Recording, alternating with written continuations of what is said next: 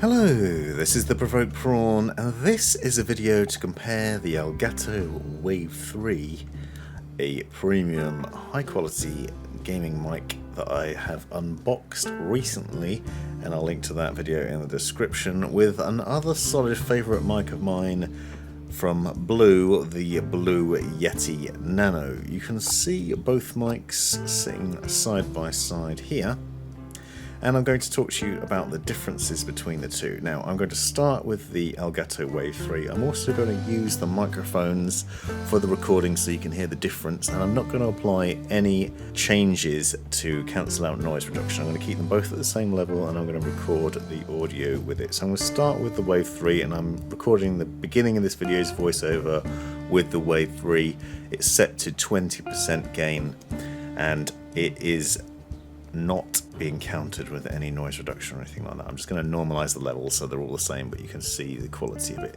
Now, the Elgato Wave 3 is an interesting device because it features a number of cool things, such as an internal pop shield. It has a special anti-clipping technology in it that's designed to stop you cutting out and peaking when you hit the top levels. It also has a capacitive mute button that you can tap gently to mute yourself, and this volume control on the front that allows you to change the levels of the mic, adjust the levels of the monitoring. So there's a 3.5mm jack on the rear where you can plug in a 3.5mm headset. You can adjust the monitoring of it on there, and when it's plugged in you can see the little lights light up to let you know what levels you're on as well, so that's easy access. And it also comes with a pretty sturdy stand and a boom arm mount that I'll show you in a little while. It's a reasonable looking microphone. What comes is interest is the features itself though. This has a 96 kHz 24-bit sample rate as a frequency response. It goes up to 20,000 Hz, and you can find all the other specifications in the description for both microphones, but this one potentially has a superior quality in terms of audio capture, as it can do at 96 kHz, whereas the Yeti Nano can only do 48. Whether you're going to notice that on a day-to-day basis, especially for what you're probably going to be using these microphones for, if you're looking at the Wave 3, you're probably streaming, you're a content creator, you're looking to stream audio on Twitch via Streamlabs OBS or OBS or one of those other programs. And this mic is designed for you because it has a cardioid pattern. It picks up only from the front, so it doesn't pick up from all around. It's just designed to pick up your voice. You do have to have it close to you though, and that's one of the things I've noted. I also noted in my unboxing video that the mic has a little bit of shake if it's on its stand. So I would recommend, if you are considering purchasing this, that you not only get a boom arm, but you also go for Elgato shock mount to take out some of the potential shocks that you might have on your desk unless you've got a nice sturdy one.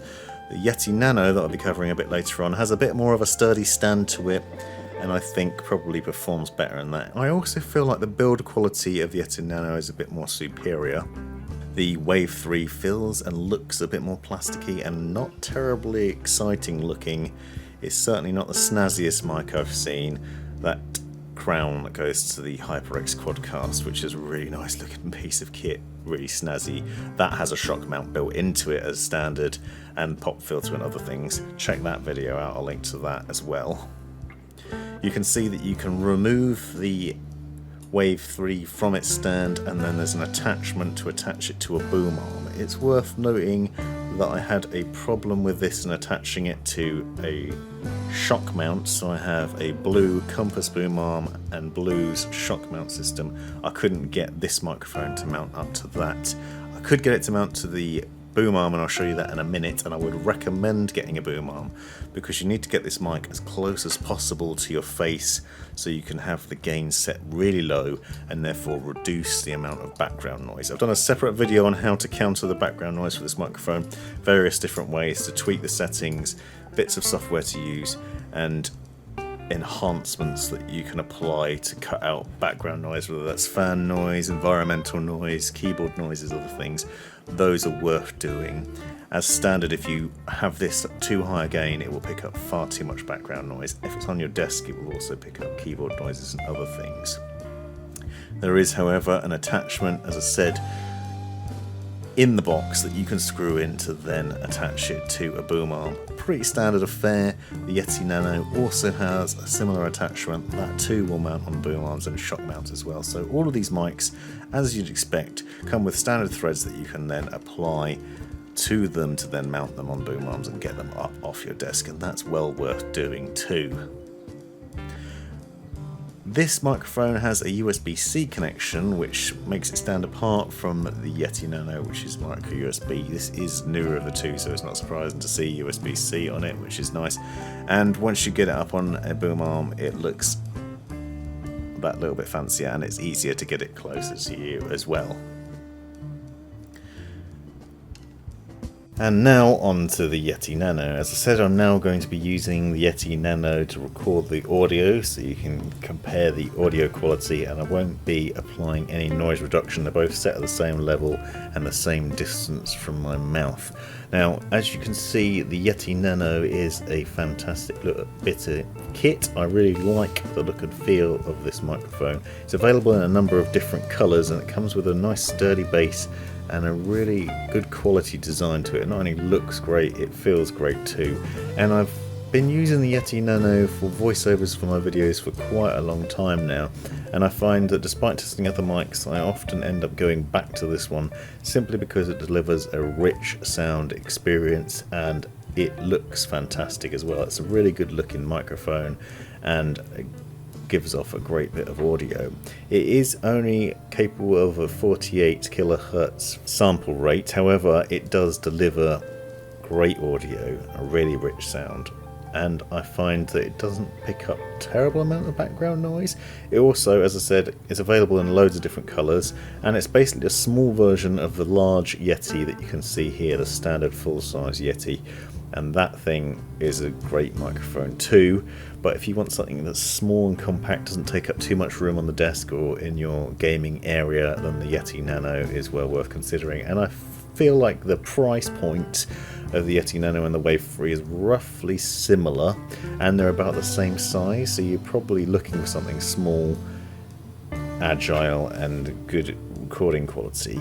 And both these mics are also boom arm mountable, as I said before, so you can use this attachment that comes in the box of the Yeti Nano to then pop it off its stand and pop it on a boom arm. As I said, for both of these I'm using the Compass boom arm from Blue and Blue's shock mount system. I had trouble mounting the Wave 3 on that, but the Nano obviously goes on there perfectly because it's a Blue product. However, it is worth noting that I haven't had issues with other microphones on that shock mount. It's only been the Wave 3. The Elgato one is a bit too shallow, and I went a bit more depth on the unboxing video on that. But as you can see here, the Yeti Nano looks mint even upside down on a boom arm as well. The recording quality of both mics is undeniable. The price is also similar.